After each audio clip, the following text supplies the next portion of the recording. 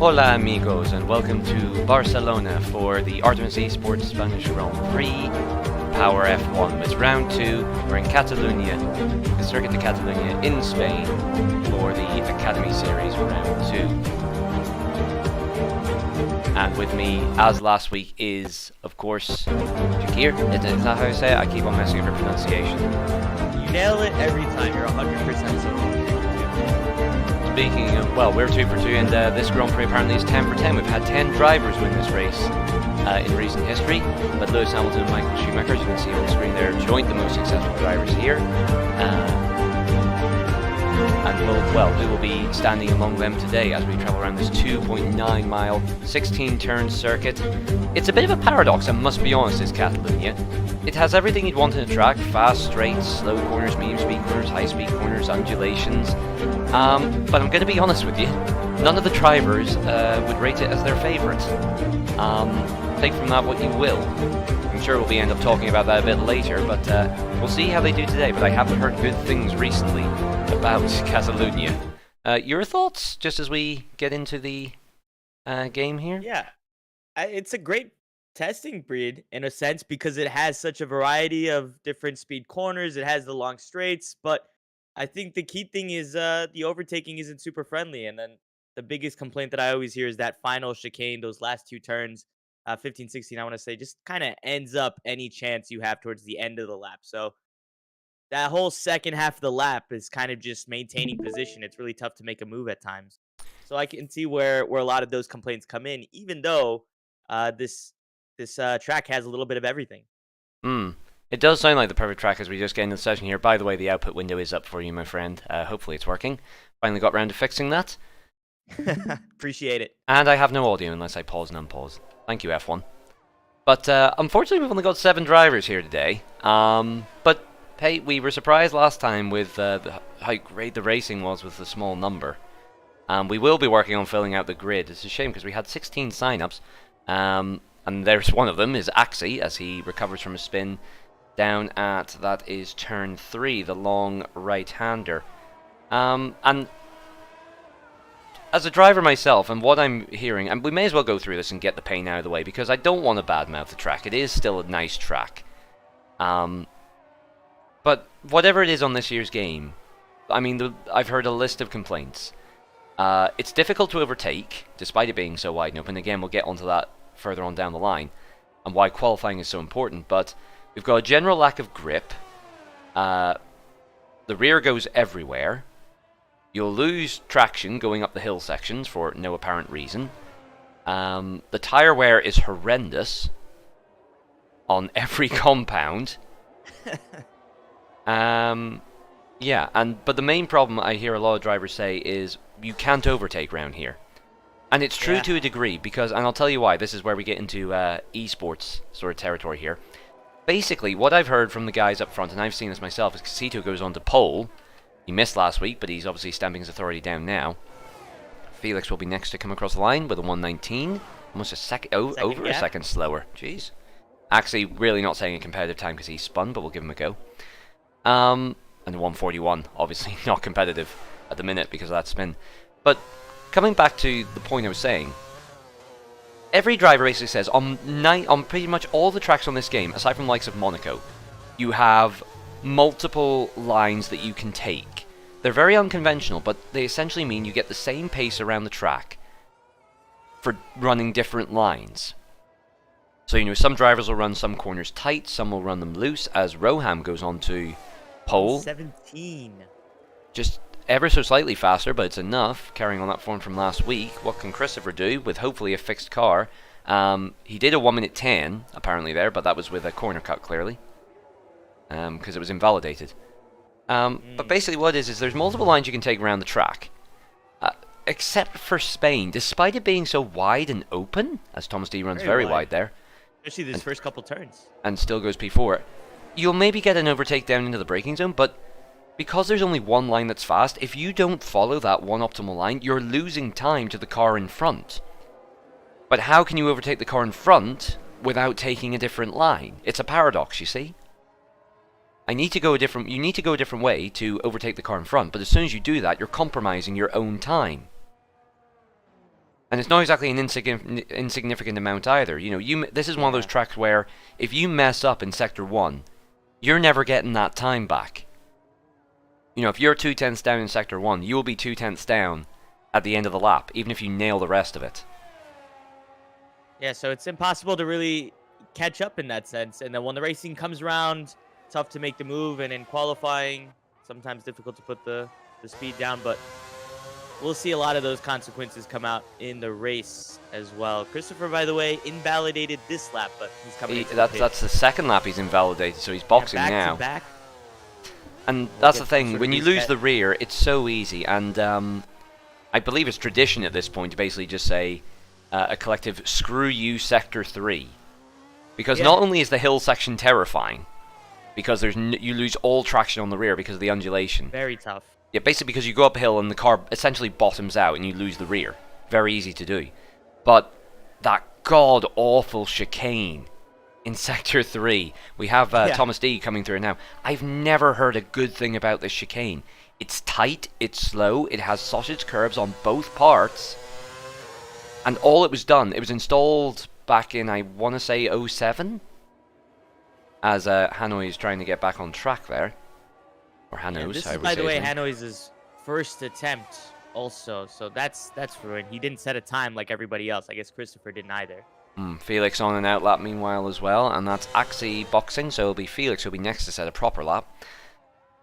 You know, it was installed for safety reasons, but, you know... And obviously safety is paramount, as Hanos has clearly lit up the rears. Really and struggling. That's the second spin here. But this is exactly what we're talking about. You spin once, and tyre management is difficult enough on F122 already. You can see how he just cannot keep the rear. Because the tyres have now overheated, and he's not going to have any grip. He may as well just box and change those tyres. That's going to be what he has to do. But you can't do that in the race. If you overheat the mediums, you're just like, well, I've got to carry them through for a little bit, because... you only get so many compounds in the race. And you lose so much time coming into pit as well. He's even still snapping. Like, we're riding on board with him now. He's still snapping the car. And it's not exactly like he's massively on throttle. You know, he's just trying to tiptoe his way round.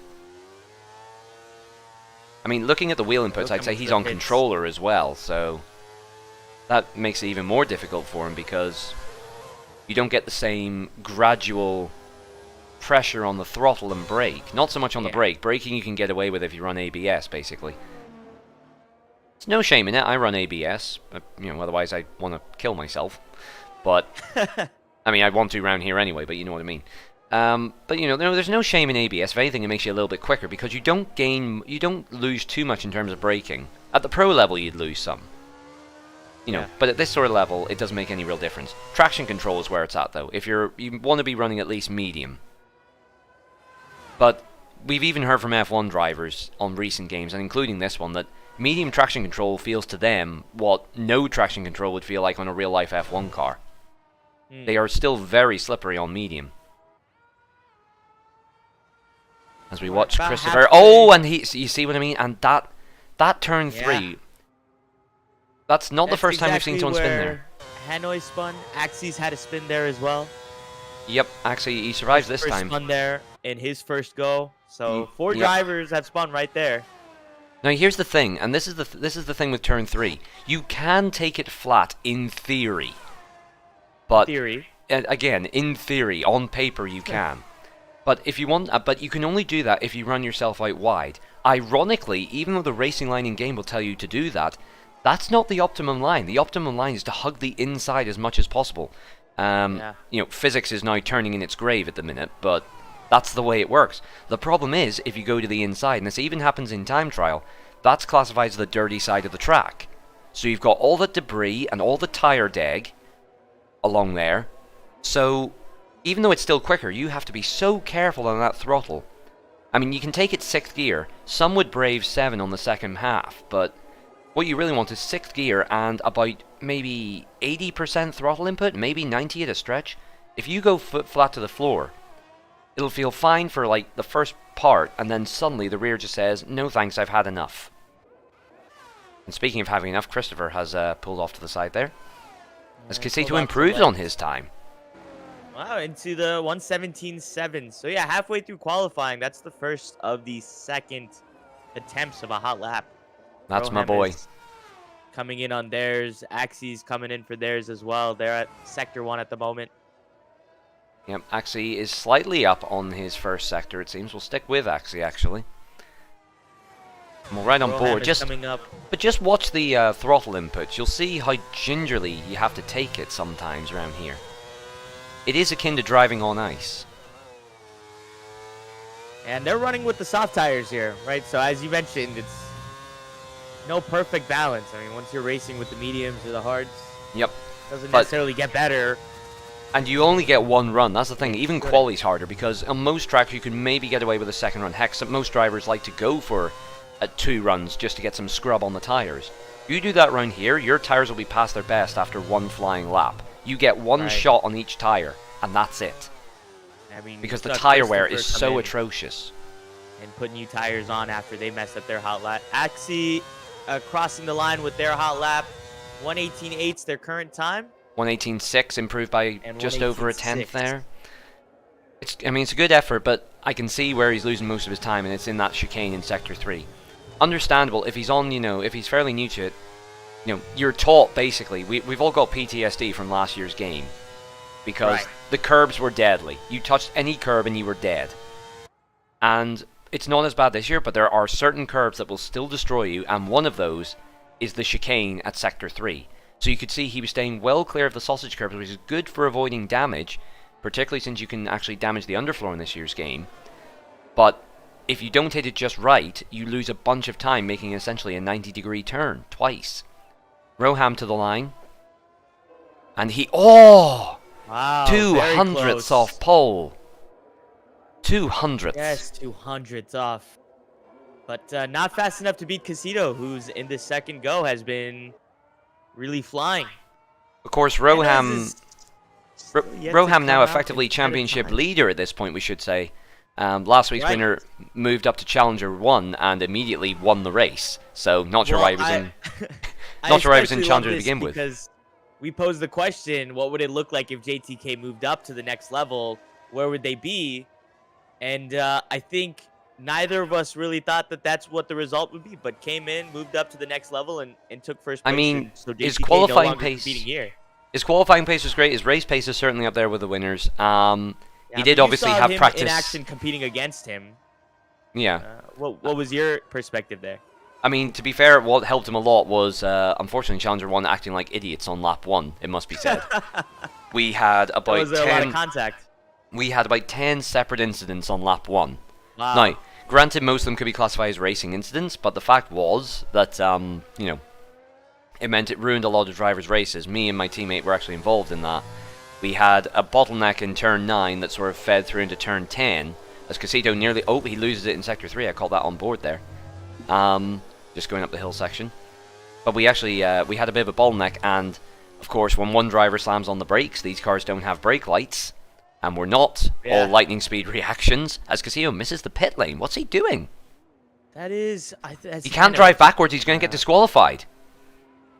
What is he doing? And disqualified. No, that was Hanos. Sorry, that was Hanos. That was Hanos. So sorry, I panicked there for a second. And the AI has broken the front wing. It looked like they were on a hot lap, and then they turned into the pits, and that threw me off. And then they dove away from the pits, and then I guess an attempt to try and go back. So I don't know what Hanos was trying to do there. Literally in. Missed the pit lane, mate. But he should have known better than that. You cannot drive backwards on an active racetrack. Yeah. JTK saying, I mean, Spain's not that bad. The curbs and traction is in this year's release. So, JTK, I hate to say it, man. I think you might be a bit outspoken there. Even Danza and the champions don't like this track. No one really likes this track, apparently. But it was put in there because apparently it was George who said he liked the track and they wanted a range of perspectives. But George apparently said, no, I don't like this track. But anyway, here we are. This is the track that we've got, so this is what where they have to race.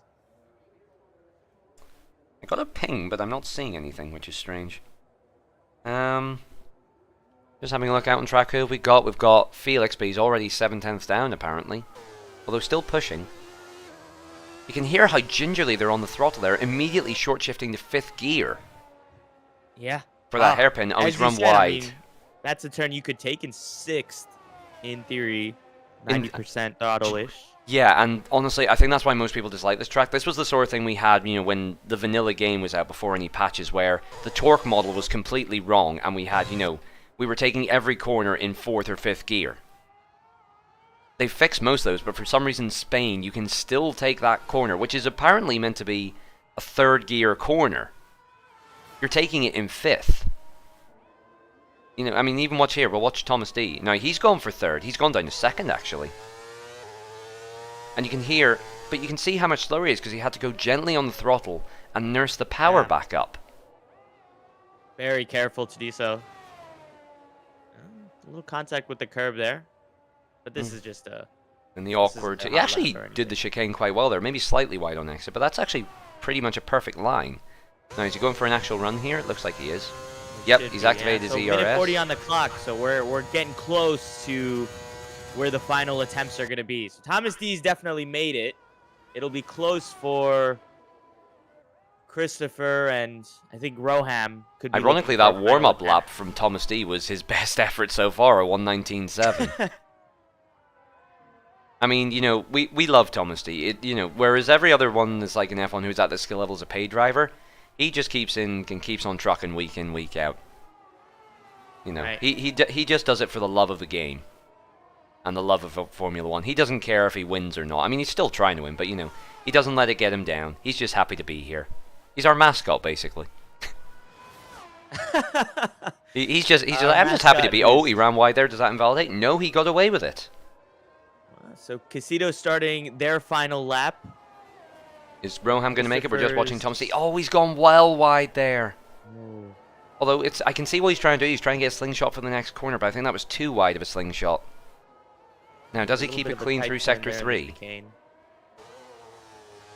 2nd gear.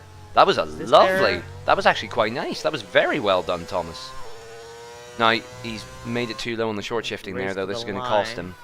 He does improve, 1:19.3. Okay. But this is the thing I'm noticing with Thomas D. He's taking the short shift thing to heart as Christopher spins on turn 3 there. He was on a lap as well. That's him done. So Christopher's really only had one clean lap, and that was enough to put them in the 1:18. Yep. Casito has invalidated. It was a good lap. Casito's invalidated, apparently, so he's done. It's all down to Roham. Wow. He's 200ths down on Sector 1, so he's basically matching his old time, which was close enough to Casito. He just needs to find that little bit more. Find any amount of improvement in the rest of the lap. 2/10 worth, he would have pole here. He shifted up to 7th a bit early there, although it gets him up to 8th solidly before the braking zone. 3rd gear he decides to go for. Ran over the sausages a little bit. Really trying to push it here. Keeps it nice and clean through there. Wide line into the chicane section. That's good. Now, does he keep it clean here? It's 1 apex. Oh, that looks clean. It's 2. Oh, maybe slightly wide. Oh no, he got hooked on the sausage curb. He got hooked on the sleeping policeman. Otherwise looked like a very promising lap, and the way that he did the first 2-3 turns into that chicane, it was just the exit that cost him. Like I say, Spain is an absolute unmentionable word of a track. You make one mistake and it's gone. And he made it on the final corner, just slightly wide over the sleeping policeman, as we call him, and the car bottoms out and the rear wanted to go. He caught it, which is good practice for the race, but that will be of no comfort when he was possibly on course to get pole. But it should be an interesting... even with only 7 drivers, it looks fairly interesting. We've got, Roham and Casito on the fastest times in the 17s. And then you've got Felix, Christopher, and Axie all in the 18s and fairly close. Thomas D maybe has a surprise on race pace. And Hanos was also kind of in that mix too when they had, before their disqualification. Indeed. Actually, no, they hadn't set a lap, but I think based off of what we saw from him last weekend, wouldn't surprise me if then Hanos is able to get back in the conversation there. Especially towards that back half pack that we were looking at that's in the 118s. Yep, Rohi too far off either. Rohi saying he could have got pole, and it's even more heartbreaking for him because of course he can see the delta accurately, and he was probably green coming up to that final bit, but he is gutted that he messed up on the final corner. But there's no points for qualifying. It's all down to the race.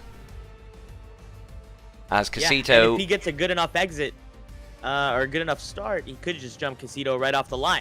And Casito, who was still very much promising for Roham, who was in Dreamland this time last week, is in a very different. He's in a very different sort of Dreamland now because he's starting on pole. He's got a lot to make up for. Yeah, but he's in a different Dreamland now. He's on pole, so best possible start.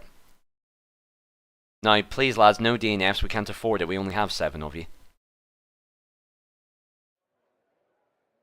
So plenty to watch out for. Hopefully, Christopher's wheel doesn't break this time. Yeah, so he's back in here racing. He set a good time, so wheel's back to 100%. Then I take it. I don't know if he repaired the old one, or if he got a new one, or if he borrowed from a friend. You'll have to tell us after the race. He did say that he had he was eyeing up a Fanatec wheel as an upgrade. I don't know if he's got it yet. It would be hard pressed to deliver in a week. I don't know if he's got it yet. Yeah, it's only been a week. As we get ready for lights out. Well, early formation lap and then lights out. I still love the way they do that in the game, that they change your driver name on top of the garage. It's such a small detail, but I love it. You can see Roham there. More official, right? Roham next to George Russell. I mean, if I saw that in the pit lane. Hamilton out for Roham. That's. Oh no! Do we have formation lap? We should have formation lap. Yeah. Because we have 7 cars going underway for formation lap. But don't worry, this is not Indianapolis 2005. Hopefully, we'll get a cracker of a race. I like how you're laughing. Even you know about Indianapolis 2005. Even I know about this one. Yeah, and you weren't even in here. So let's have a look at the tires. Everyone on the mediums except for Christopher, who's gone for the softs. So here's the thing. It's going to be, I would say, you could potentially do a 1-stopper. I think more likely it's going to be a 2-stopper. Christopher has basically locked himself into a 2-stopper as Casito spins on the formation lap. That's one way to heat up the rears. He didn't spin on the qualifying lap. Yeah, but that shows you the difference in compound, because he's on the mediums and they just have no temperature. And it takes a few laps for them to get wired in. So, and he's trying to get past his teammate there, and I think he bumped his teammate, and they might be sent to the grid again. They might get disqualified. That would be unfortunate if Hano shows up disqualified during qualifying because of some sort of mistake there into the pit lane, and then to get qualified on the formation lap and do absolutely no racing. Casito trying to fight his way through, and he bumped Thomas D. And yes, they both get sent to the grid. Wow. So now that's a bit of a problem, because what that does is it basically resets their tire temperatures to default. So they will have much cooler tires on the start off, and that's not what Casito needs.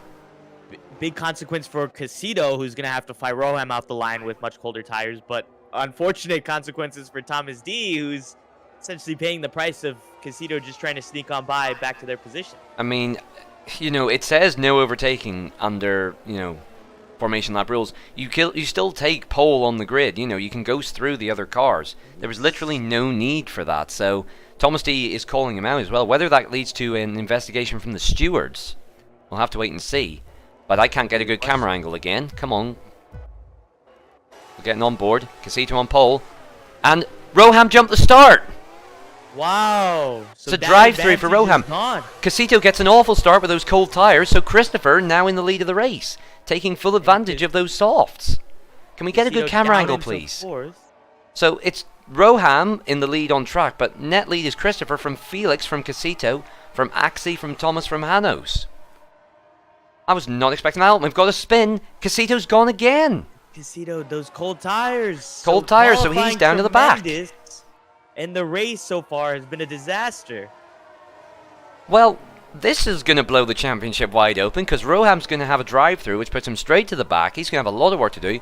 Christopher, who DNF'd on the first round, what can he do? I mean, he's in now the optimal position for his strategy.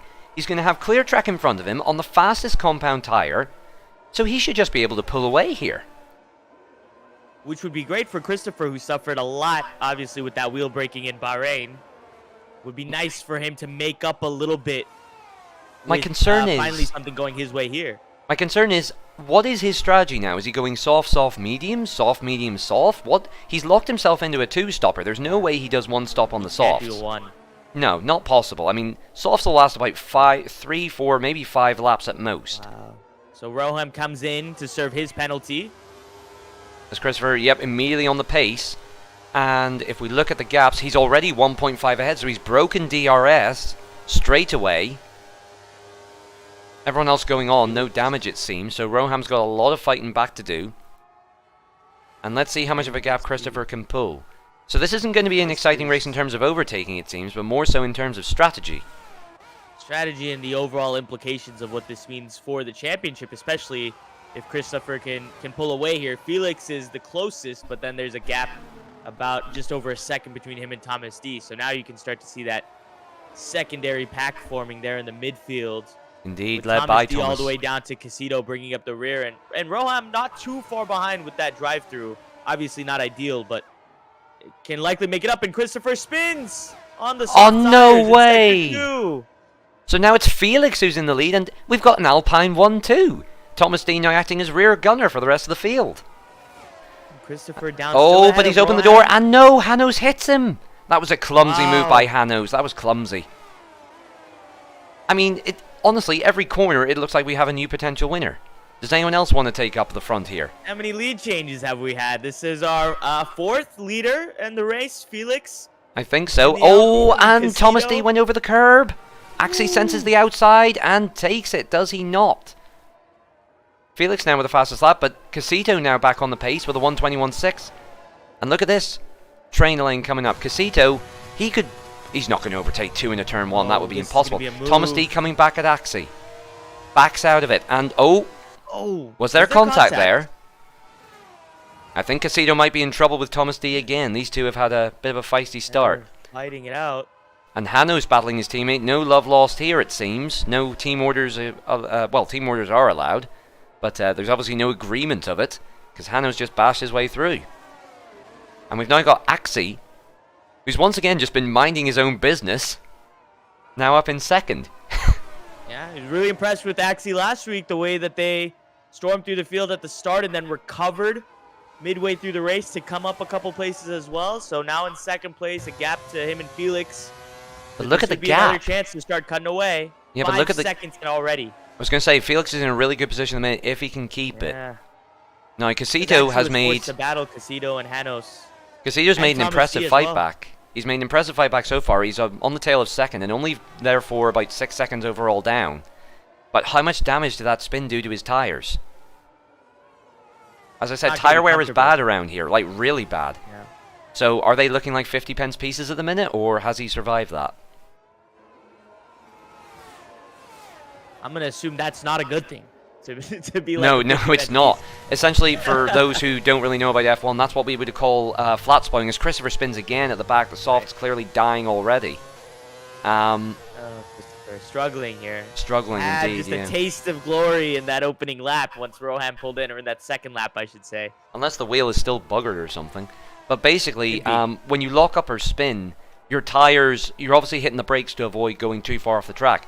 So your wheels lock and they grind one spot along the track. And what that does is... I get the metaphor to the 50 pence piece now because it's flat.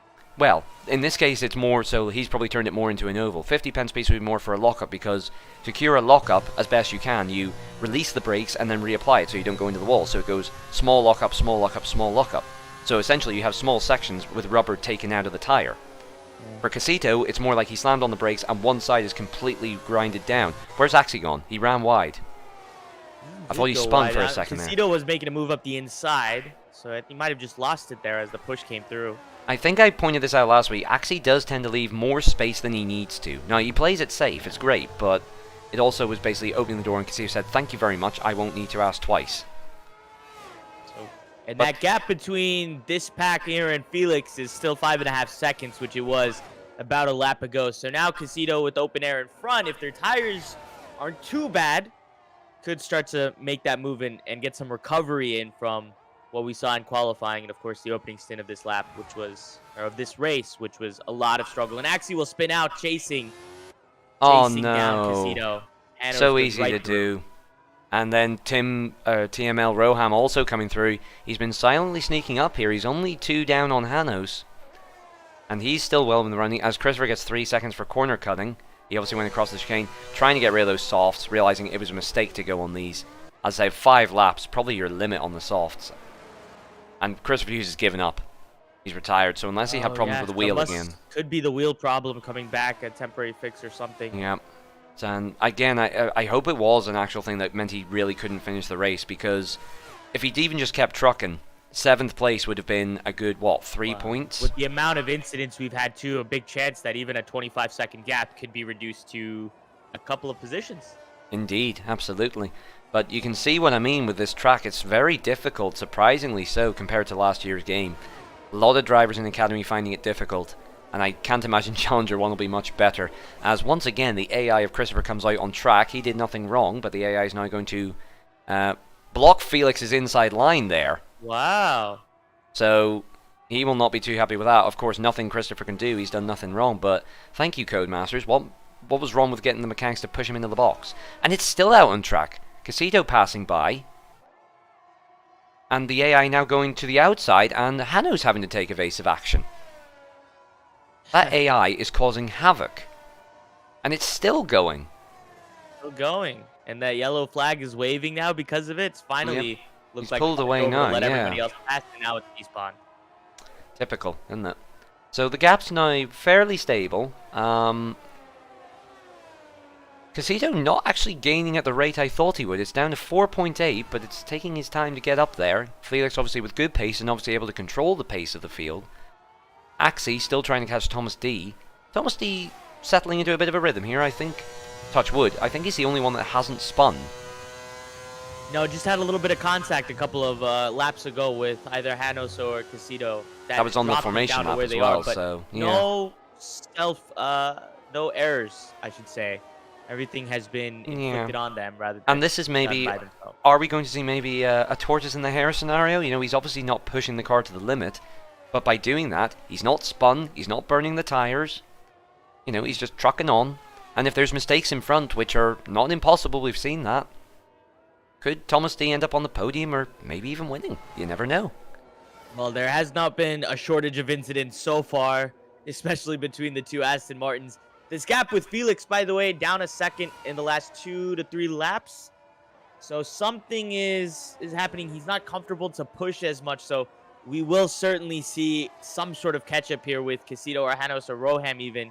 Looking at the fastest try laps and battle there. for that first place. Looking at the fastest laps there, Casito with the fastest lap of the minute, 0.3 of a second quicker than Felix's best effort. Roham, meanwhile, a tenth slower than Casito. So Casito definitely with the pace, provided he can keep it in a straight line. But that's what makes me worry is what's going to happen when we get to the tires, you know, on the hard compound. Or is he just going to go another medium and a soft? You know, would that be the safer bet? Are the hards even worth a gamble on this track? Well, we saw how much they were even struggling with the softs and then with the opening stints of the mediums. So it could be tough to sell the hards, and it might be worth looking for that 2-stop, even though you would imagine that the 1-stop's probably the way to go. Casito improves to a 21.4, really bringing that gap down now 3.7. But the reason I ask, of course, is I'm getting an inside bonus here, but Challenger 1 will be watching this stream back and maybe not looking at the pace of the drivers, although Felix and Casito will certainly concern them a little bit if they get into Challenger 1. But more so, how are the tyres behaving? How is everyone doing? They'll have seen how Christopher struggled on the softs, assuming it wasn't a wheel problem, and they'll have seen how there were lots of spins, even in quali and on, you know, the race on the mediums. They'll also be asking you, well, what sort of setups are these guys running? Are they going aggressive? Are they going conservative? How does that affect the car? Yeah. You know, F1 drivers do the same thing. They'll watch the support races and think, well, how is this going to impact my race? You know, what's the track like? And you'll just bridge the gaps up until it applies to your car and work from there. But it'll be an important baseline, certainly, for how they're going to approach it tomorrow. Absolutely. And the next day. Including yours truly. Just looking at the gap of the front, 3.5 now. It is coming down. I mean, it's definitely coming down pretty gosh darn quick, actually. Yeah, now it was just about a lap ago that I said it was 4.5 seconds, so that's an improvement of about a second there just in this last lap. And Casito's continuing to build into it. Janos is starting to fall away from Casito as well, so this is a lot of pace from the pole sitter. Now building into it. So it might not be necessarily that Felix is struggling, just that Casito is really finding their rhythm now with these mediums after really struggling for those first 2 laps. Well, I mean, it was mostly his own fault because, as I told you, by getting the disqualification, by hitting Thomas D, he went right back down to cold tires. One has to wonder, what sort of start would he have gotten if he'd got temp into those mediums? Would he be leading this race right now still? Roham had. And of course, Roham, yeah, I mean, he had a golden opportunity to Casito with Roham fluffing the start. And be interesting to see if the team game comes into play here, because Janos essentially acting as rear gunner for Casito, and Roham is only 1.7 down. Janos just trucking along. Starting to get close. Yeah, he's just trucking along there. Trucking to Barcelona, trucking to Barcelona, trucking to Barcelona. That team game is interesting, because when you look at which teams are here, there's 2 Alpines and there's 2 Aston Martins, and everyone else is by themselves. And by everyone else, it's really just Axie and Roham. Now that Christopher is off the grid as well. My question, of course, though, is, Cassie was very aggressive and actually nearly took his teammate out on the formation lap, and they had a collision when they were battling earlier on. Will Janos bury the hatchet, or will he just be picking it up and trying to chase Casito with it? I don't think he's in a position where he would say, I'll just let Roham through to spoil Casito's race. I don't think they're at that point yet, but wasn't exactly a great first impression that Casito left on his teammate, I don't think. But Janos is also going to be racing their own race, so the gap between him and Roham is 1.9, which is closer than it was a couple laps ago, but it's better than it was a lap ago. So Janos is still racing his own race. He's on the podium right now. He'll obviously do everything in his power. Oh, we got yellows. That's Axie. Roham. That's Axie spinning on turn 3. Again, it's so easy to do. The car will literally just snap. So very delicate. That's where Thomas D's patience is taking off. He's 11 seconds down on Roham, but now he's 12 ahead of Axie, because he just kept it clean and he's taking his time, and it's working to a degree. He probably knows he's not got the pace to challenge the front runners, so he's thinking, look, I'll just finish 5th or 4th, get a boatload of points and just keep on trucking. Big for this Alpine team, right? Thomas D, Felix, both of them I think are the only 2 drivers who haven't had a self-inflicted error so far in this race. You've commentators cursed it now. Trying to make things interesting, Lars. Trying to build it up. But not at the expense of them. They're doing well, Yeah, I mean, their expense. But I think credit has to go towards them a little bit, and there's still a long race to go, so it's possible I jinx it, but I hope not.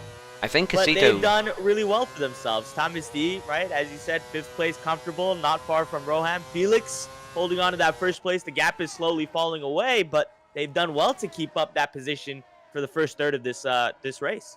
I'm just looking, the gap actually increased to Roham by 2.2, and Casito's gap is sort of stabilizing. I wonder if those 2 have taken too much life out of their tires. I'm wondering if they're starting to run out of power on those tires, the 2 Aston Martins? Grip level. Whereas, no, not even the 2 Aston Martins, because Janos has just been minding his own business, and he's pulling away from Roham, the gap 2.5. Right, Roham has fallen away. Yep, Casito is not able to break the 3-second mark, and of course Felix has just been, managing his own pace. He's just been trucking along. So he's probably got more to gain, more life in those tires. Although he has been burning ERS, he's less on ERS than Casito is. Janos has also been saving, he's on 40%, you can see there. Thomas D, meanwhile, as he gets 3 seconds for running wide, I did jinx it. Thomas D, that's where he could gain a lot of time actually. He's on 75% ERS, he can use a bit more than that. Especially because there's some heavy braking zones around Spain, so you can easily gain back the energy. Right. So, if he uses that a bit more... heading into that final pit straight. Yeah. That's where a lot of drivers I know like to use it. I personally like to use it on acceleration out of corners, but I know some who will save it just for that long straight, and just burn it all down the straight and build up on the rest of the lap, because it is difficult to overtake on any other part of this track. Your main run is going to be the braking zone into turn 1, so if you burn your ERS there to defend, you should be fine as Axie comes into the pit lane. Now, this will be interesting. So should be hards unless they're going to go for the 2 stop. I think it was too early to go mediums, medium soft, or medium soft, medium, or anything like that. Aye, because if he does another 12, that'll be up to lap 24, so that would be 9 laps on the softs. That would be a big ask. It is the hards. It is the hard compound. Potential one stop then, you think, Lars? Well, what's he got to do now? He's got to do another... Oh, it actually is quite a long way, though, isn't it? It's a long way, so it could be he's running the hards long, or could 31, try and I mean, 21 laps. come in for stops at the ends. I think it might be a two-stopper. If he's only done 12 on the mediums, I don't see him doing 21 on the hards. Oh, we got yellows. Felix is gone. Oh. Casito goes through. Both of them. No, he wasn't aiming for the pits or anything. That was just a spin. I think he caught the sleeping policeman. Yeah, judging from where he had spun. Ready to bite on. So now he's got a 2.5-second gap. And back into first place where he would have started about 14 laps ago based off that formation lap. Casito breathes again, but for how much longer? Number one seems to be a cursed position in this Grand Prix at the minute. I'm not sure anyone wants to be in first until the final lap. No, we've had 4 different leaders so far, and every single one of those leaders have not been able to hold because of just wild spins and incidents. I was going to say, this is actually Kazi's first run at the lead because he lost positions off the line, so... Right. This is a new feeling for him. Technically never had first place. Technically didn't cross the line in first at any point. Indeed. So, gap behind Janos is obviously now on Felix's tail. And Felix, he burned that rubber, of course, whenever the tires were much older. So he's probably done a bit more damage overall to those tires. So can Janos take advantage? It was 1.6, it's now 1.3. Janos is gaining. And this is perfect for Janos too, because all of the gap that Felix had now, and we saw the number 5, we had 5-second gaps, 3-second gaps. Now everything's a lot closer to each other. Felix is coming into the pits. Felix pits and gets 5 seconds for everybody speeding. About 2 seconds apart. So he gets 5 seconds for speeding. Wow. And that's a slam dunk. You can't really debate that, as Roham also pits. Now you can't really debate a speeding penalty. You know, it's more like a slam dunk. If you're caught speeding, you're caught speeding. So they both come out on hards. Indeed. So both going for the hards. They've taken those ones a bit longer. Thomas D still trucking on, although he's got 6 seconds of penalties now, and he's ahead of his teammate. Will he let his teammate through? No, not at the minute. As Roham gets 5 seconds for... Wait, where is Roham? I thought he spun there, but he just crossed the white line. Must have fired up the rears too early. And probably had to catch the car in the slide, and if you drift over that white line, it's a slam dunk 5 seconds. He may try to appeal that, but at the end of the day, he's in control of the loud pedal. So this really has been a race so far of who can keep it the cleanest, and despite Casito's errors on the formation lap since then, has been near spotless, and so that's really showing now. The question is, when are they going to pit? Yeah. Let's actually look at them. Is Casito coming in this lap? Yes, he is. So Janos presumably will have to stay out for another lap unless he's prepared double stack. He isn't. He does go round. Well, he's going to go. So Janos taking the lead of the race. Not the net lead, though. Now, the question is, how quickly do the softs come up to temp? Felix is actually gaining quite rapidly on Thomas D. But will Thomas D let him through? So the hards through. I mean, that's going to be the question. Thomas D is going to come in, right? Because they were on the medium, so they'll let Felix through. He's not coming in yet, though. Oh, wait, no, he did come in. Sorry, he did come in. I apologize. So that was actually perfect timing.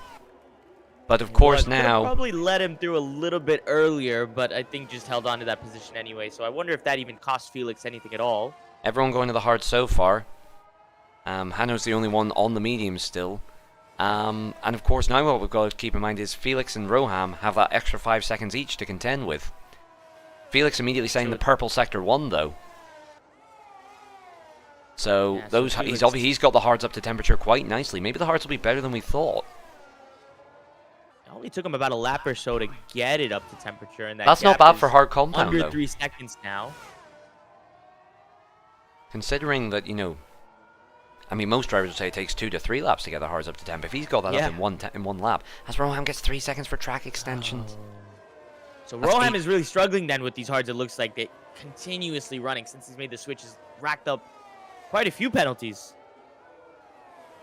So this is the battle now. Can Felix catch him past Casito? And even once he's done that, he's got to pull out a 5 second gap. Unless Casito does another stop and, you know, gets a 5-second penalty that way, or has at least 2 corner cutting penalties, which would be 6 in total.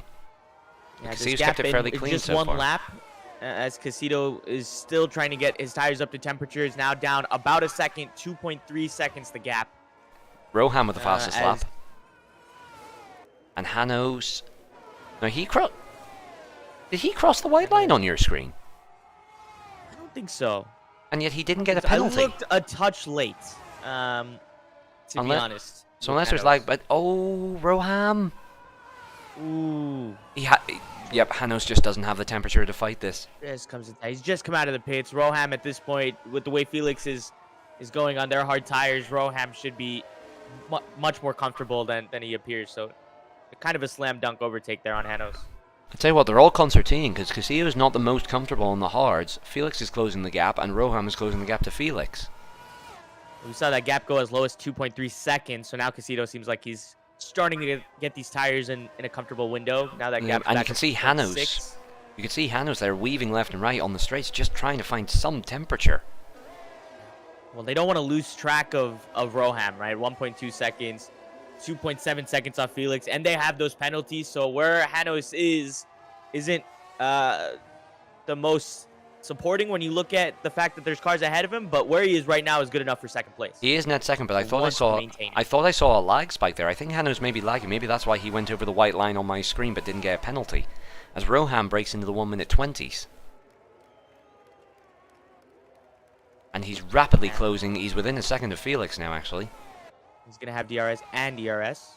But, of course, has to get 3 seconds further ahead of Felix because he has that extra penalty. Wow, and he's really burned all his ERS as well. Look at that ERS. He's down to 6%. 30% for Felix. So Felix does at least have a little bit more to work with. But he's still closing this gap.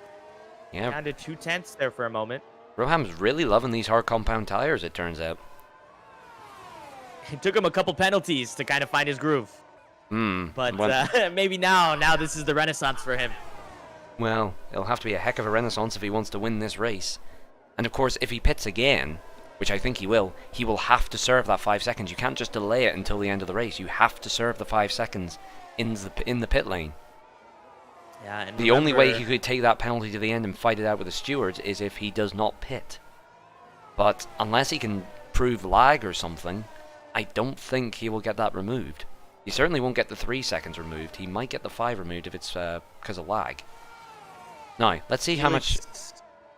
Yep, Felix burning. A little sloppy out of that final chicane, but he has the ERS to defend against Roham, and that's something Roham does not. He's completely maxed out there. And won't even be able to look up the inside. It's interesting to see the setups. There's lots of clues you can get to the setups as Roham gets a lot closer on this rear view camera. You can see the sparks really coming out of Felix's car, which indicates that he's running a very low ride height on this setup. Because what causes the sparks is the plank, which, even though F1 is full of high-tech solutions, the plank is literally just a wooden plank with a metal strip grinding along the ground to protect the gearbox. We sometimes like it low-tech in F1. But you can see how low he's running that, and that does make for a quicker car, but the risk is if you go over a high curb, of which there are many here in Spain, you can bottom the car out very easily and spin it. So a bit of a risky setup from Felix, but it's paying off so far in that he's able to defend from Roham. Yeah, and I think he's been focusing more on defending from Roham than looking ahead. That slowed them both down, and Hanos is now back within 1.5 seconds as well. So if Felix can continue to defend, then we could have Hanos getting into the mix as well if Roham can't make the move here on this straight. I'll tell you what Casido's thinking as well, because the gap now up to 3.2 because these two are battling away. Casido's just romping away at the front. We'll get another rear view camera of Felix. Sparks again going into Roham's visor. I'm sure he won't appreciate that. Roham gaining, goes to the outside. I don't think he'll make it this time round. No. Very nice defensive line from Felix, but how much has he compromised his entry into the right-hander? Not by much, actually. If anything, Roham was more compromised on the wide entry. And pulling away a little bit there, although Felix has burned most of his ERS now. Yeah. Well, this might be good for Roham because Roham has bottomed out their ERS for the last 2-3 laps, hasn't had much to work with there. So Felix doesn't have that tool to defend. Then Roham, just on cleaner racing, might be able to get close enough to make a move. Love having these rear view cameras. Roham gaining. He's gaining so much in Sector 2 as we Very got a slight close. lag spike there. But, yeah, you can see Roham lagging slightly there. But, you know, the problem in Sector 2 is there's nowhere to overtake in Sector 2. Oh, Felix goes wide. Oh, he's gonna try and make a move here. Nice wee side camera there. Let him through. Say hello. So that's proof that he's alongside. To the outside. He's still there. Inside for the next corner, but he backs out. It's a 90-degree corner. There's no way you're getting two cars through there. And Not enough space. Hanos has joined right up to this party now. He's within a second of Tim. Or sorry, Tim. Why did I say Tim? TML Roham.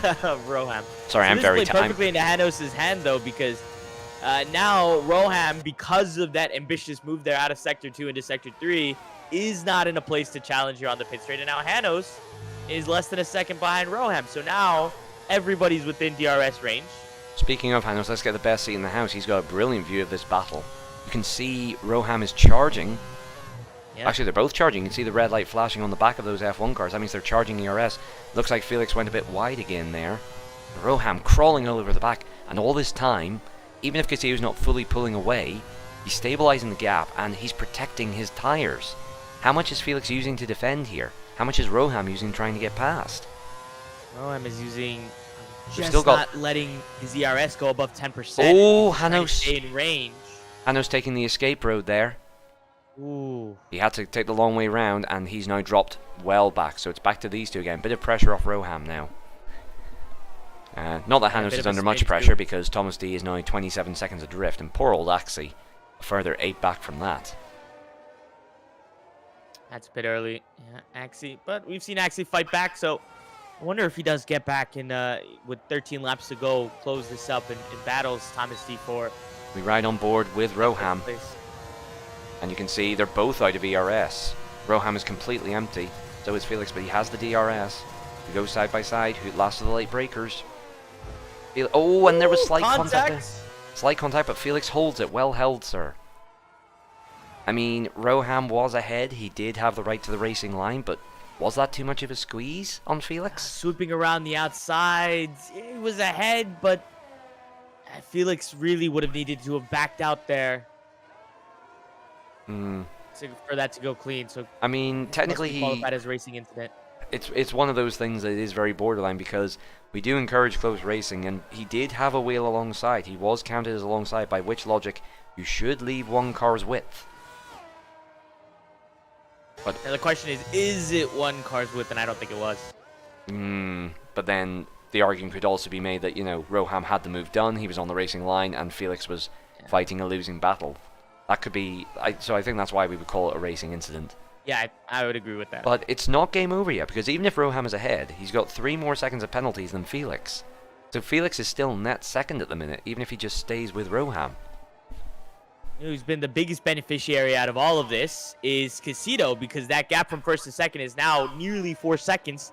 He was hovering around the 3-second mark the whole battle. And now once that move has been done, a little bit of slowing down, it's back up to 4. So Casito is still very happily there in first place. Casito playing that very cannily, using the battle as a time to say, look, you guys are busy with each other, you're not going to be worried about chasing me, I'll conserve my tires, conserve my energy. And as soon as he sees Roham gets through, who he knows is quicker, Casito just burns rubber and says, look, here's a fastest lap for your troubles, come and catch me. Yeah, because now he knows Roham is not going to be distracted. There's a 1.6 second gap. Let's go. And it's already back down to 3.5, about 3.7-ish. Tell you what, 6 drivers and 2 of them really far back, it still hasn't lacked excitement so far this Grand Prix. It's been consistent. Yeah. You know, in Bahrain, we saw a couple of 3-wide battles. This one has been consistent pressure all throughout. I was going to say, this one's been more of a slow burn, which we expect for Spain, to be quite honest. So, oh, as Roham runs wide, again, how much life did he take out of those tyres? And he has to worry about running wide. Touch, I think. He has to watch about running wide, because of course he's already got 3 seconds of penalties, but he could easily get another 3, the way he's going. He's got to keep it clean. Yeah. And of course, Felix also has a penalty, right? So even though Roham has a penalty for 3 seconds, Felix also has a penalty. Yeah, at the minute, Hanos is still net second.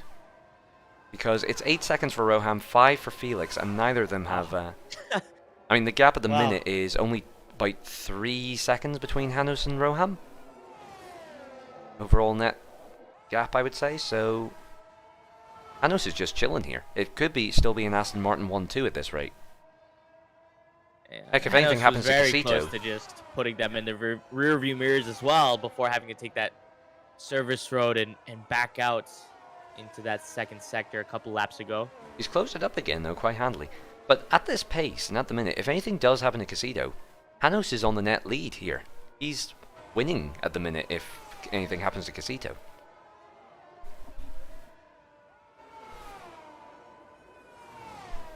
10 laps to go. We're in the final sort of act of this. Draw attention on the back half of the pack. I'm sorry to cut you off, Lars. Just want to point out, that gap hasn't closed much to Thomas D, but remember Thomas D also has a penalty, so there doesn't need to be a lot more for Axie to D to move up into 5th place. I'll tell you what, actually, I was just noticing this very slight little hint there. Hanos just had a purple sector too, according to the timing charts. So Hanos may be sensing blood in the water with Felix there. He is closing 1.3 the gap. Seconds back. This is the battle to And watch. with plenty of ERS to burn as well. Felix is still bottomed out on ERS from their battle with Roham.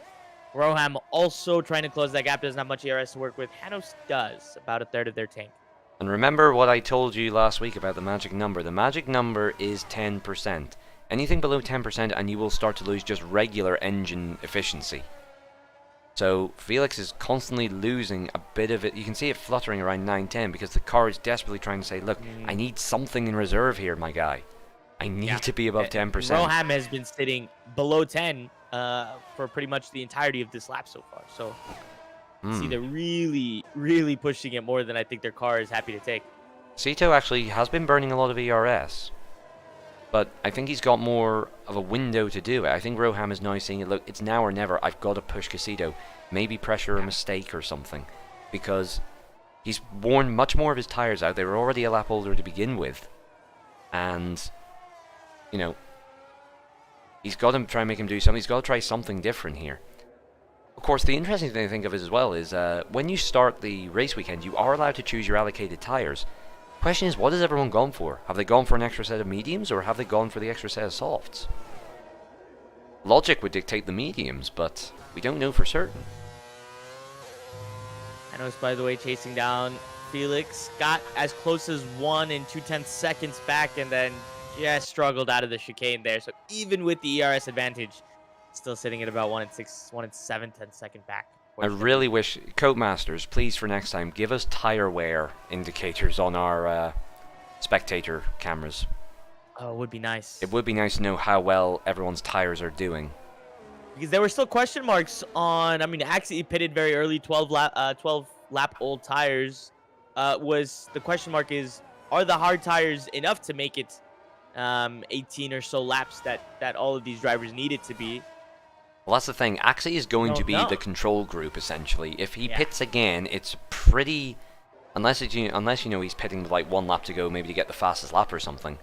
If he pits round about now, I doubt he will, but even in the next couple of laps, it would be fairly safe to assume that most other front runners would try and pit as well. But then, who's going to blink first? Look how close they all are still. Anyone who pits... It's close to the end of the race. Is it close enough, though? 8 laps to go on this you have hard enough tire to wear? make 25 seconds of a gap. But on this hard tire wear, and... Oh, Roham got a really good run there, actually. Really good run. About half a second now, the gap. When did that happen? He's completely out of and ERS, Casito had though, to break again. the slipstream. He's actually doing alright without ERS, is Roham. But again, 8 seconds of penalties. Casito doesn't need to panic just yet. Even if Roham gets ahead, Roham has to pull an 8-second gap. Oh, what happened there? Tries to sell him the dummy. A little bit of a sliding around there from Casito. Moved to the inside, then back on the outside. I mean... Not sliding, but... Looked okay on my end, and again, Roham had a little bit of a jump. I think there was a bit of lag input there. So, now Roham is going to prove to us how difficult it is to overtake around here. He may get in front on the DRS straight, but at that point, all Castillo has to do is stay within 1 second, and doesn't even have to re-overtake. He just has to say, look, you tug me along with your DRS, and I will happily ride this all the way to the finish line. We've got 7 to go, including this one. And plenty of time to make the move. Is anyone going to blink?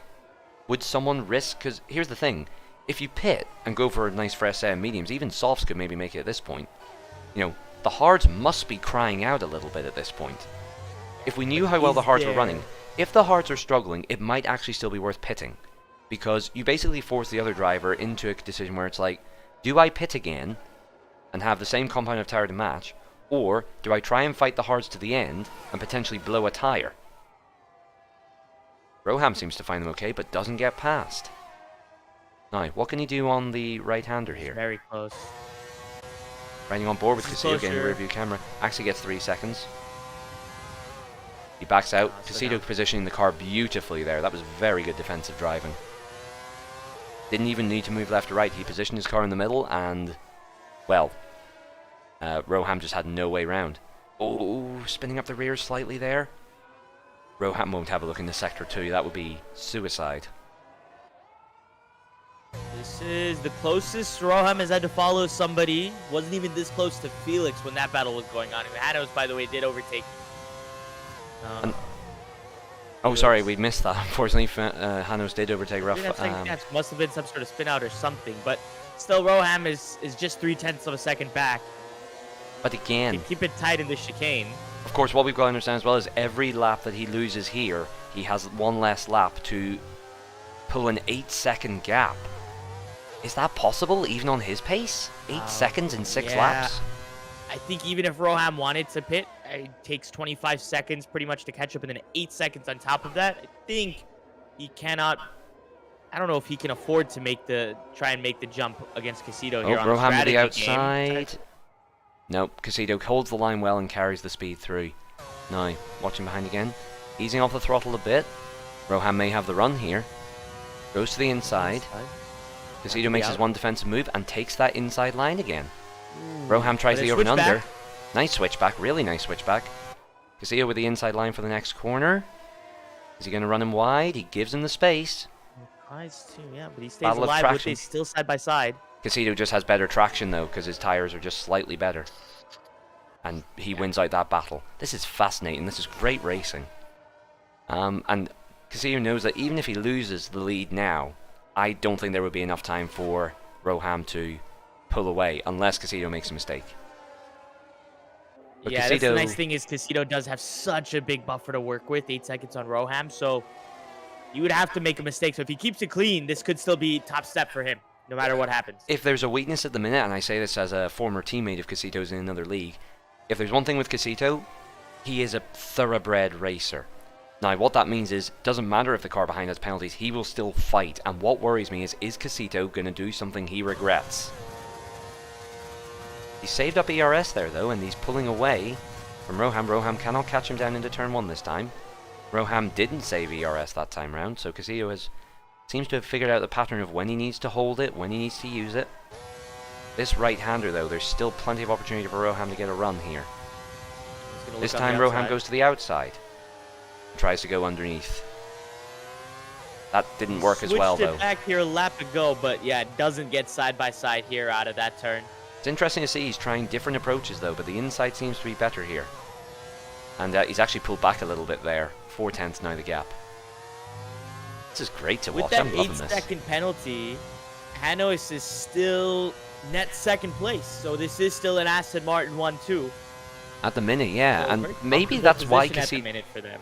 Maybe that's why Castillo's fighting so hard. Maybe he's thinking, look, maybe I would be within range at the end, but he could get ahead of my teammate. Maybe he's thinking about the constructors and saying, look, I'll hold him up for my teammate. We never thought about that, you know, as much as they had their scuffles early on. When it's all up for Possible. grabs and maximum points in the constructors are on offer, why would you He- not he- try and help your teammate? He needs to pull 8 seconds on Casito, but with the gap right now, he only needs to pull 5 seconds to knock Hanos out of the second step. So Again, 3 Casito laps to go, that's becoming less likely, but it's still within picture. Again, Casito's saving that ERS well. He was up at like 25% coming out of the final corner. And he's still above the 10% threshold. Roham's still burning it as soon as he gets it. He's at 3% on that ERS. That's been consistent throughout this entire race. I don't know if Roham is just not as comfortable with DRS management, or it just feels like they have to continuously push the limit to stay within contention. Is this what it felt like watching Schumacher and Hakkinen? Because let's face it, even though you only had, you had full grids there, but no one cared about the rest of the grid. You were watching just the two drivers at the front, and that's what it feels like. even with just the top two, we are seeing some brilliant racing here. And it's genuinely good to watch. Who says you need a full grid? Oh, Roham had a wee snifter up the outside there. Get the helicopter cam. Thank you, Codemasters, for giving us a good camera angle for once. Casito trucking on. He'll have 3 to go at the end of this one. And surely now, even if Roham goes through, there's no way you could make up 8 seconds in 3 laps. Unless there's a mistake from Casito. I gotta imagine, even though it's hopeless at this point, that both of them are still gonna fight it out to finish the line first. If anything, just for that consolation prize of crossing first. And Roham knowing that that first place could have happened without the penalties. Casito knowing that despite all their mistakes, that first place would have happened. So I think we will still see this battle Roham going all to the way to the end as Roham looks inside. Surely he's got the run this time. And Casito breaks early. Ooh. Still there on the outside. We got yellows. What happened further back? Not quite sure what happened. I think it was Thomas D.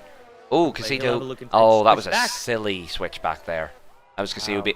Like I said, that was Casito just being too aggressive. But that's okay. Now he just has to stay with him. And Hanno's well within range of getting that second step on the podium. Of course, even if Roham does finish second or even third, he'll still have the lead of the championship because Casito gained 16, yes, but third place is still 10. And because of the 12 from the previous race, that would be 22 points for Roham, so he would still be championship leader. But, you know, and that's what I like about the new point system. Had this been the old style system, you know, with 25, you know, with 18 points to his name, it would have been that much harder for Casito to get himself in the championship battle. But now, even if he's missed a race, he can definitely say, look, I'm still in this fight.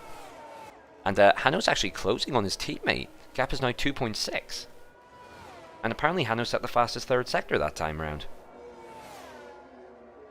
So it's not even over between the two Astons at the minute. 2 to go, including this one. And two Astons the only ones on the grid without penalties. I mean, Thomas D has a 6-second penalty. Axie has a 3-second penalty. Felix with 5, and Roham, of course, with 8. So the Astons, a couple of sloppy first laps, but no penalties accrued. Indeed. So got to be a little bit of a consolation prize for them as well. They'll be happy with the 1-2 that they're on set for, but just add a little bit more. That'll pay today. This is paying massive dividends for the constructors. And you can see, though, just how much pace Roham still had. He's already 0.7 of a second away. Oh, as Hanno's runs wide again there. This is not the first time he's done that. Yeah. Taking the proper escaper, though, which avoids a penalty. And Casito now just following, and he'll just follow this one all the way home. So looking at that constructors picture, I mean, we talked about how much of a win this will be for Aston Martin. What's interesting is about half a race distance ago, we were talking about how big this would be for Alpine back when Felix was sitting on that top step and Thomas D was kind of nibbling there at the tails of third place. I mean, it's still solid points, 4th and 5th. Not bad. Not a bad day's work from the Alpine team. And, of course, that's what makes it much harder for Roham. Even if he does, you know, win races and get high up on the podium, he's only one driver. He's only bringing home 1 set of points. I mean, what's he bringing home at the minute? If he finishes third, he's bringing home 10. I'm pretty sure Alpine immediately score more than him with 4th and 5th combined. So, even with third place, he'll lose out to Alpine in the constructors in terms of the points. That's just the advantage of having a teammate, you know? Yeah, so he'll have to put his full focus on, you know, obviously just those drivers, and can't let that constructor number bring him down.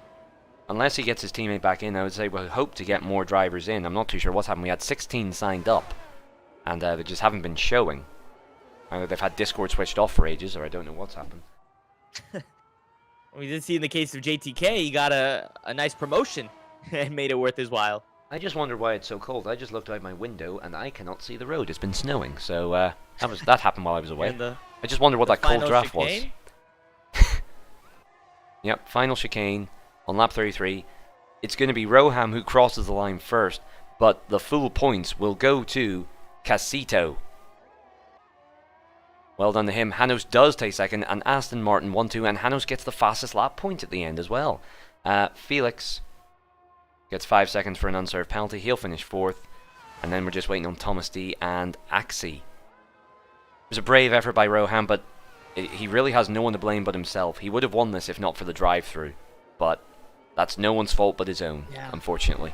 Brutal, because a lot of it coming with that pit changeover, right? Speeding in the pit lane, crossing the white lines out before getting those hard tires into a comfortable range to work with. So a lot of errors there out of the pit stop. Otherwise, really could have had a run at first place. And Casito, ultimately, the pole sitter, fastest in a single lap. As it turns out, fastest in about 33 laps as well. And I'm sure would have fought harder for that first place if Rohan didn't have those penalties. So Casito, I think, the more than deserving winner, despite the errors at the opening segments, still able to come home, and Hanos as their teammate, doing well to capitalize on the chaos that happened throughout.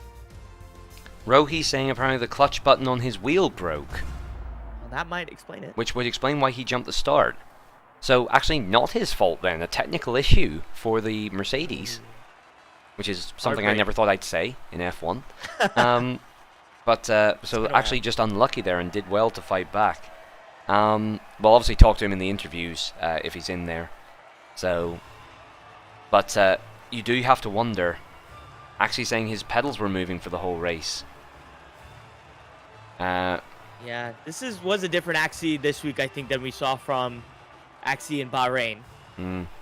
Christopher saying could be the pedals. Christopher saying his setup was just S-word. He was sliding the entire time, so he obviously went for a more aggressive setup, expecting to take the softs further, but it was probably too aggressive, hence why he was sliding everywhere. And he just called it quits. Car just wasn't right for him. I do feel like he should have kept going. Even if he finished 7th, he would have got points. Yep. Yeah. It's frustrating, though, to see everything going around you, and to have to look at that for another hour, or however long this race ends up being, right? Half distance, about an hour.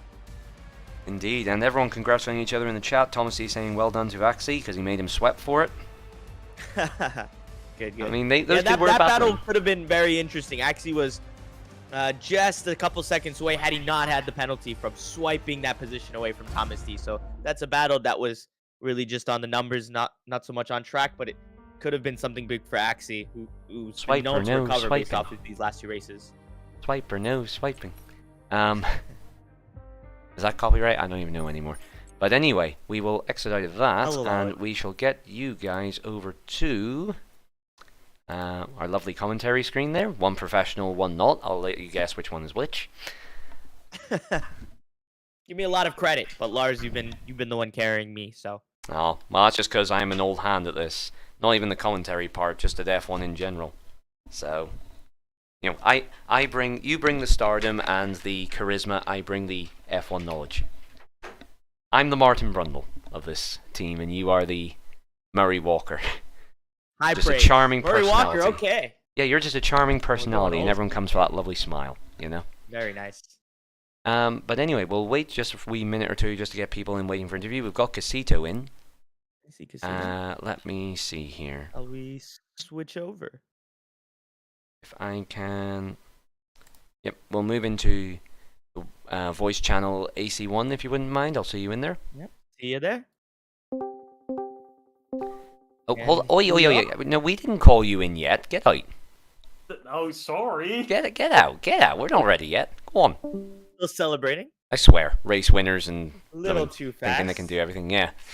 Where's AC1 chat? Sorry, let me just call the rest of them. So who was it? It was at him, and at Hanos. Rowan was very stoic the last time we interviewed him last week. I wonder... Just asking if penalties to work with, crossing the line first, if he's still in that same mindset, or if he's opened up a little bit more. Yep. Well, we may as well move Casio in. I've put the note out there for them if they want to come and do an interview. Now we shall bring him in. If I can get him in here. Move to... There we go. And wipe your feet. Casito. Hello. Oi. Wipe your feet before you come in the com box. How about I take my racing shoes off instead? Is that also okay? Please no. You've been driving around Spain for 33 laps. I'd rather not have a biohazard in this com box. Okay. I'll keep them on. That's okay. But Casito. My friend, well done. First of all, Sure. congratulations on the race win. You were asleep Thank you. last week, and now you're in a different sort of dreamland. I know I already made that joke, but sue me. Um, Talk us through it, because with the whole shenanigans on the formation lap and lap 1, it wasn't exactly the cleanest of wins for you. Talk us through those early phases. So, formation lap, I spun. There was just nothing to say, but that was my fault. So, in the spirit of the rules, I was retaking my position on the formation lap, and then Thomas D out of nowhere, while weaving over the entire track. I mean, presume he saw me coming, but he just slammed me into the I don't- car. I And, don't know yeah, about that, my friend. We'll double check with the stewards, but we maybe need some clarification on the rules as to what happens if you need to regain your place under VSC, or not, sorry, Well, under formation lap. At least I thought that's in the spirit of the rules, of the FIA rules and everything. Otherwise, I should start last, but I can't. So I was like, yeah, at least I can do this to say, like, I didn't gain an advantage of it. And then the start, because of the cold tires, had absolutely no grip in the first few turns, spun around. Luckily, didn't hit anyone. Luckily, also spun the correct way around, so I could just go again. And from that point onward, it was push, push, push, push, push. Little incident, I have to look back on it with Thomas. Yeah. He spun, apparently, he spun in front of me. We had like the littlest of touches, but I wouldn't say per se it would have been enough to spin his entire car around. I have to look back, but I think we recall that one. I think it was a racing incident Yeah, with a officially, couple but of laps like in. the cars was- are very unsettled on this year's game. You make one slight tap and a car will yeah, go. it's unfair for Thomas. It wasn't at least the what I wanted to do to him, and yeah, at the point where I took the lead, it was just controlling the pace. Don't push too hard, because I know how easy you can lose the car on this year's game, and lose under on this track as well, because this track can be a lot of rear limited. So yeah, after Rowan overtook me, I knew he had 8 seconds of penalties. I don't know if they're gonna be removed, but I tried to keep as close to him as possible. I don't think they will be, because one of the 5 seconds was for crossing the pit lane exit line, and honestly, that's a bit of a slam dunk. You know, if you cross the line, you cross the line, so you can't really refute that one.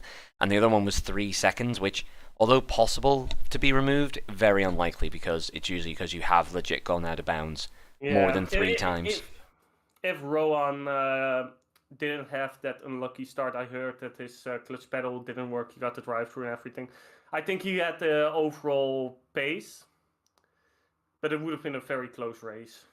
It was from what we saw, sort of a race of two halves. You very much had the pace under control in the early stages, and then Roham really came back at you at the end. But by that point, it was too late. At his pace on the end. Yeah. He came out of nowhere. The little mistake coming out of the last turn on the hard didn't help as well. Yeah, I was gonna ask you how were the hards there, because we were speculating throughout the whole race about how those tires felt like, and it just seemed like Not too everybody was bad. uncomfortable the whole time. Not too bad. I don't know if it was my setup, my driving style, but the mediums and the hard tires didn't feel all that different. I had the same pace, could even do faster laps on the hards, because both me and Rowan went our fastest lap on the last lap. Yeah. So yeah, the hards wasn't too terrible when they were heated up. Okay, that's a relief to hear. Roham certainly did look very strong on the hard tires, so it's Yeah. nice to hear that you felt the same way. Right, we're going to keep moving on here, because I think Roham is in a bit of a hurry, and we need to interview him. So, but congratulations, Casito. I can't even get your name right. 16 points to your name because of the new reworked point structure, and you are now truly back in the championship fight. Please don't fall asleep again. We want an interesting battle in this championship. I'll make sure I won't fall asleep again. I was very tired last week, and there was just one accident. You fall asleep again, and I'm going to come over to the Netherlands and feckin' deck you. You know? Yeah, you can't keep getting away with it, missing races and coming first in the next one, mate. You have to come in every race. Try and bring everyone else with you as well. We want a full grid. But anyway, we must push you on there, Casito. Congratulations again, my friend. Congrats. Yeah. Right, get out of my comm box. There you go. Big entrance for him though. Comes in first race, wins it. Should be a good sign. It's like one of those green text things, isn't it? Sleeps through first race, comes in second race, immediately wins, doesn't elaborate, Yeah. leaves. Yep. Let's move Rohi in. Or Rohim. Rohim, whichever you are. Hi. Hello, my friend. Congratulations on the podium again, but commiserations. Obviously, the jump start, not ideal. You said your clutch button broke. What happened? So where we were on the grid, I was just holding the clutch button and the car just went. Like, I didn't take my hand off the clutch button, but the car just accelerated. Oh, okay. Oh, So so so the surprised. button was down, but it didn't register as holding the button. Yeah. Interesting. Interesting. Do you think it's an easy fix, or what do you think happened there? It may be an internet problem. I don't know. I have to check. I was going to say it's unfortunate because it did evidently cost you. You know, if you hadn't had that drive-through, I mean, odds will say, you know, and Mass would probably say as well that you would have finished 8 seconds ahead of Casito. So even if you had the penalties, you know, you probably would have won that race. What happened with the pit exit? Because we saw you got 5 seconds for crossing the white line. What happened there?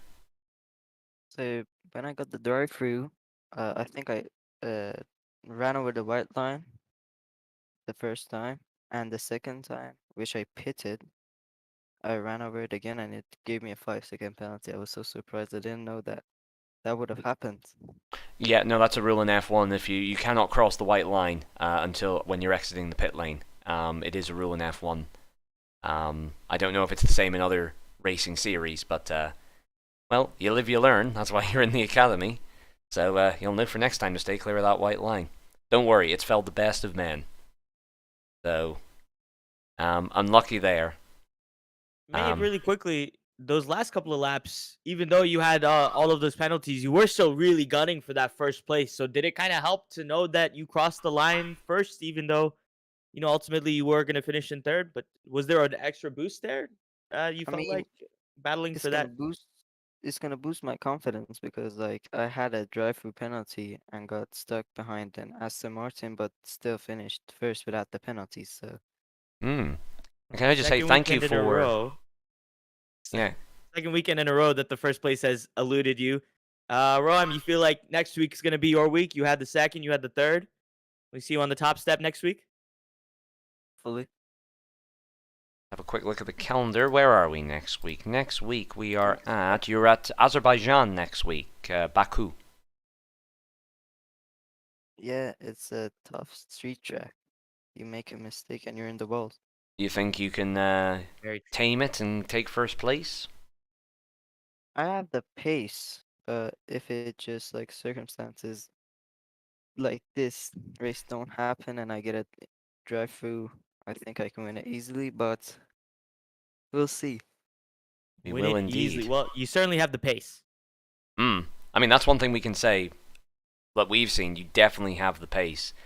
I think it's just a matter of time before that win comes along. And you are still net leader of the championship, I believe, which is obviously a huge positive. Even if Casito did take 16 points, he lost the fastest lap to his teammate, and you had 12 last week and 10 this week. So that's 22 points you're sitting on. You are still championship leader. And the I think I consistency had may be the thing that does it 13. for you. So, I think I'm on 23 points actually. oh, did you get fastest lap first time out? Yeah, Yep, so I believe 23 so. then, even better, even better. But congratulations and commiserations once again, my friend. We are going to move on here. I'm not trying to push you out, but our streams tend to run a lot longer on the interviews than the other tiers, so we're trying to pick up our pace a little bit. But thank you very much again for attending, my friend, and best of luck for next week in Azerbaijan. thank you. We'll see you ya. next week. Good luck.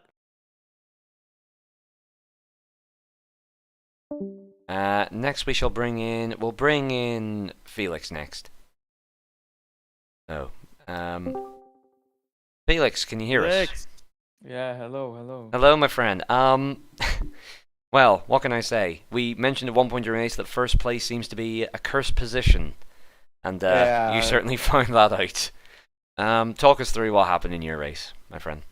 Well, I'd say the start was amazing for me, and then after that, it just got worse. I honestly don't know what to say. I think I just lost focus and kept messing up. So yeah, Wasn't think I got tires or the anything? commentator's curse. Wait, hang on now, steady on. If anyone's cursing, it's Shakir over here. Hold No. on. Watch You the need stream to back, warn me you'll in find out. the race, but I am sorry, Felix. I think I did have a part to play there. Let me put it this way. There's literally a hole on my table now because I was knocking on wood so much. But I mean, what was it? Just lack of focus? How did the tires feel? Because a lot of people were struggling with the tires. The track surface was very slippy. Was it really just lack of focus? Like, what do you No, think?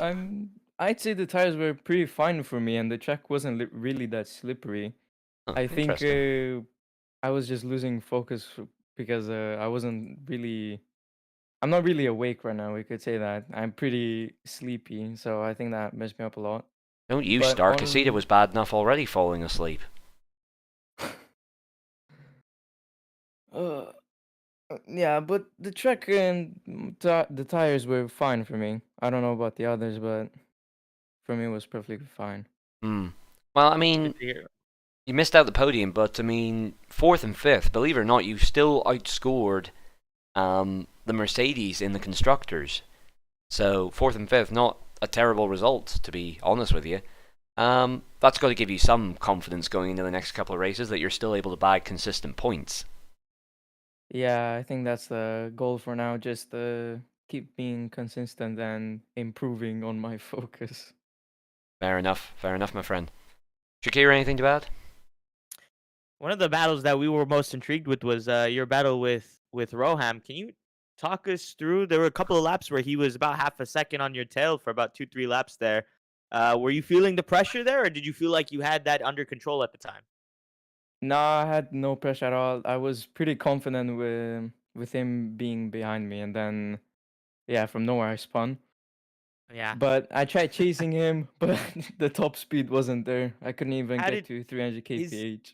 he had an overtake, his initial overtake with you into turn one.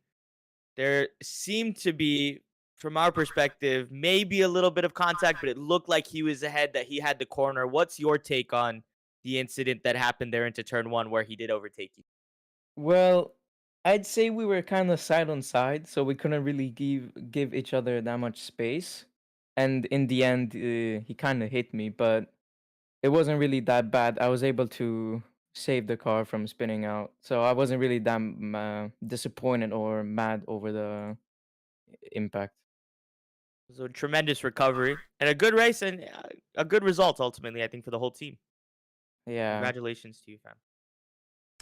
Indeed, my friend. So, hopefully, onwards and upwards from here. But thank you very much for attending again. I know it can look a little bit disappointing with only 7 drivers, but it was still a great race, even with that. I was pleasantly yeah, surprised. So keep doing you, man. You know what I mean? yeah. Thank you, thank you. Thank you indeed. And that just leaves Christopher then for the interviews. Unfortunately, second time we're talking to him from the DNF zone. So we'll say goodbye to you there, Felix, and we'll bring Right. Christopher in to finish us off here. See you next week, fam. Good See you, luck. Yeah. Felix. Goodbye. Christopher, Yeah. what are we gonna do, lad? You know, first it was the wheel, now it's the setup. I had a funny feeling you had gone for a very aggressive setup when you were putting the softs on. Evidently, it was just too aggressive, and you were sliding around too much.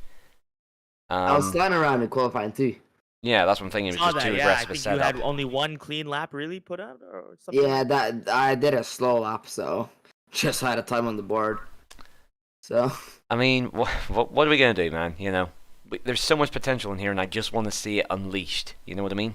yeah, I What think what Baku- what do you feel needs to change on your side for you to get up there on the board? maybe play a bit more, Why? How much are you practicing? like 20 minutes before the race. listen, the times you're putting in for 20 minutes before the race, You were competitive last week before the DNF, and it felt like you could have been competitive this week, but you did have the early DNF there. Yeah, Indeed. I tried to make something fun in the time trials, and it worked fine in time trial. When I went on track, I just kept spinning in that third corner, Yeah. and I wanted to die. If I could give one bit of advice, don't rely on time trial. Time trial basically puts the car on lowest possible fuel, soft tires with perfect grip. You never actually wear the tires on time trial mode. It gives you an optimal car. So the way you do that in time trials is never going to happen in the race. Like, never, ever, ever. So by all means, use time trial to learn the track and maybe experiment with some setups, but always take them into an offline Grand Prix session to see how they run, would be my advice. Because there you actually get tire wear and fuel usage and stuff like that. So give them a try in there would be my advice. Personally, one driver to another. More importantly, did the wheel get fixed, or is this your friend's wheel you're on? Yeah. Oh, my friend's wheel. Oh, it's your friend's wheel. Shoutouts to Christopher's friend there. You're a real upstanding guy. Unfortunately, he didn't really use it too well this week, but anyway. No. So is the Fanatec in the mail? Has the order been sent in for that yet, or is that still kind of on the wish list? Get on it. We need those upgrade packages before Azerbaijan. God damn it. Yeah. Not for Azerbaijan. Maybe British Grand Prix. I want to use it in like a weekend that I'm good at. Azerbaijan is probably my worst track, to be honest.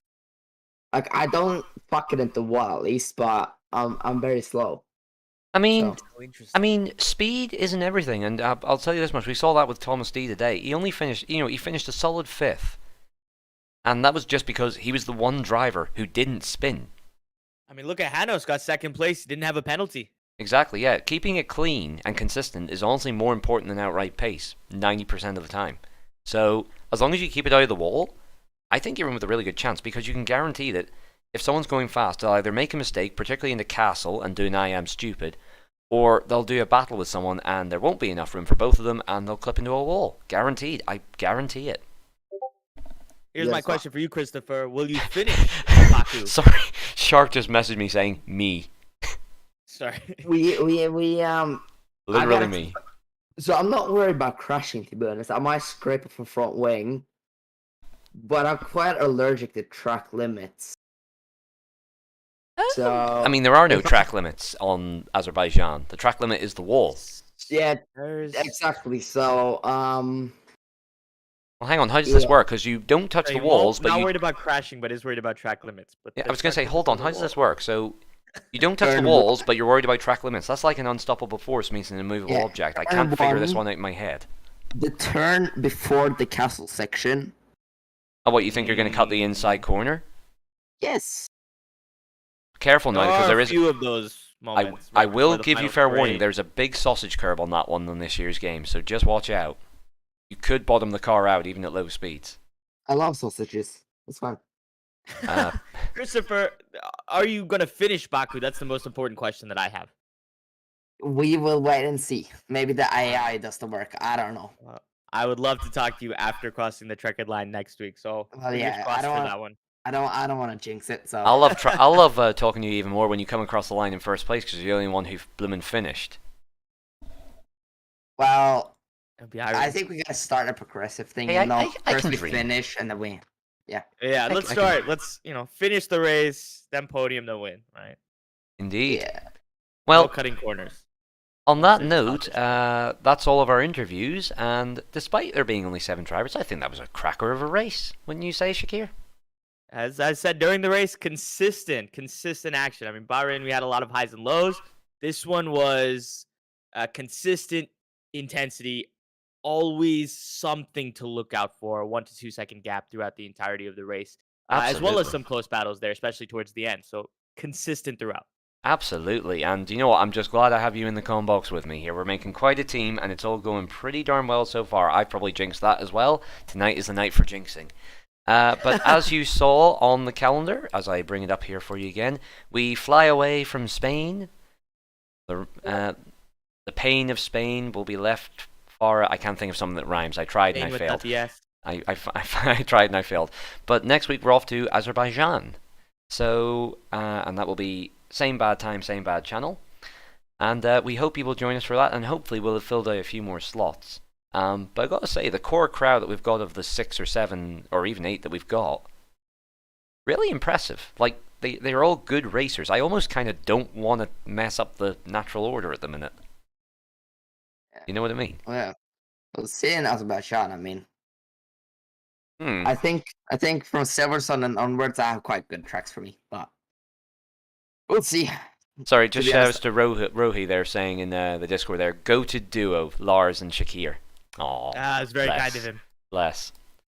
Yeah. But anyway, on that note, I don't think we have much more to add. So, I it'll won't be do that. Come up, stop fucking commenting on my strategy just mad because I blocked you.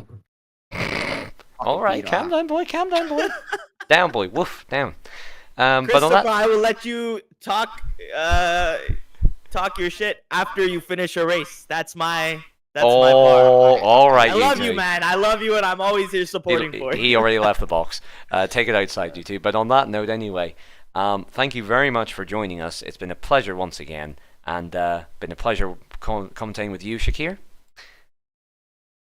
Always a pleasure, and Always a of course, we will continue this, and it's getting more and more exciting Oh yeah, I ain't as stopping each this. race happens. But on that note, then, we'll leave off as we did last weekend. We'll see you in Azerbaijan. But until then, it is goodbye from me.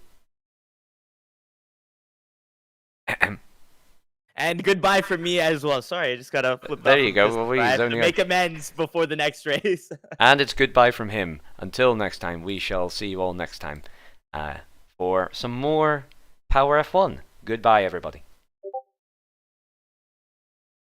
I would end the stream, but Shark has messaged me, and the Discord ping is covering my end stream button. There we go. Goodbye, everyone.